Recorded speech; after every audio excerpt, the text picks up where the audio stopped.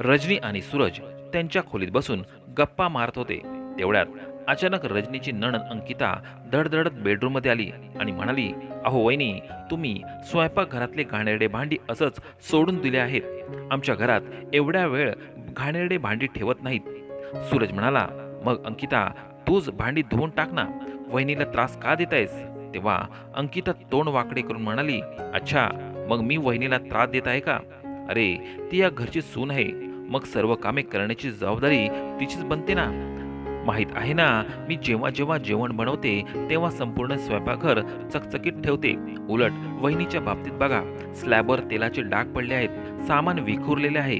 दुपारच्या जेवणानंतर त्यांनी स्वच्छता का केली नाही? मी फक्त त्यांना काम शिकवण्याचा प्रयत्न करत आहे, कारण मी नेहमी या घरात राहणार नाही. माझ्या सासरी गेल्यावर हे घर कसं चालणार? वहिनीला काहीच येत नाही, असं म्हणत अंकिता पाय आपटत खोलीतून बाहेर गेली. नवीनच लग्न झालेल्या रजनीच्या डोळ्यात अश्रू आले. तिचे अश्रू पाहून सूरज म्हणाला, अरे, तू तिच्या बोलण्याचं इतकं का मनाला लावून घेत आहेस? ती अशीच बडबड करत असते, खूप बोलकी आहे, सोडून दे ना, तू आरामात बस. रजनी उठत म्हणाली, नाही, मी जाऊन स्वयंपाकघर स्वच्छ करते. आज रविवार होता म्हणून दुपारच्या जेवणानंतर तुमच्याशी बोलत बसले होते, नाहीतर रोज मी स्वच्छता करतेच. सूरजने तिचा हात धरून म्हटले, तुला आता स्वच्छता करण्याची गरज नाही, काम नेहमीच असतं. जेव्हा जे काम करता येईल तेव्हा कर, कामाचा ताण घेऊ नकोस. तेवढ्यात बाहेर कान लावून उभी असलेली अंकिता म्हणाली, हो हो, असंच बोलून वहिनीला आळशी बनव, मग ती असाच पसारा करून टाकेल. सूरजला राग आला आणि तो म्हणाला, अंकिता, तू खूप बडबड करू नकोस. ती म्हणाली, मी बडबड करत नाही, मी प्रत्येक काम परफेक्ट करते आणि मला वाटते की वहिनी ही परफेक्ट व्हावी.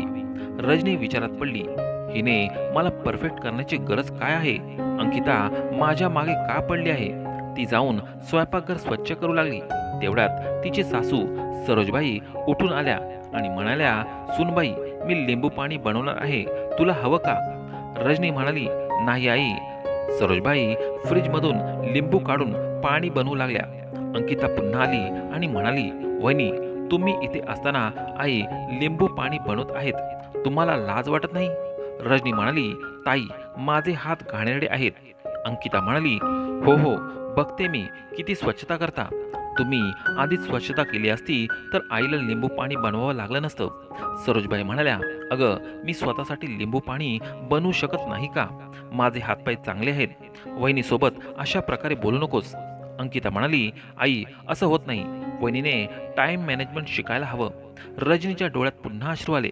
ती म्हणाली, ताई, तुम्ही मदत केली असती तर काम लवकर संपलं असतं. अंकिता म्हणाली, मी तुम्हाला परफेक्ट बनवायचा प्रयत्न करते.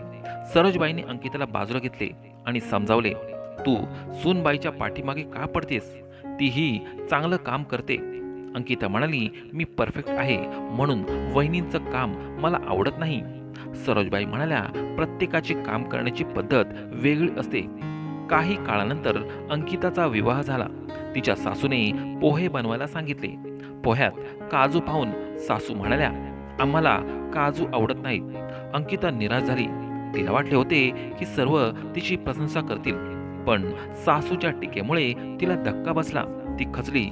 तिला आता कळले की परफेक्ट कोणीच नसतं. ती माहेरी आली तेव्हा सरोजबाईंनी तिला समजावले, प्रत्येकाच्या सासरी वेगळे नियम असतात, परफेक्ट असं काहीच नसतं.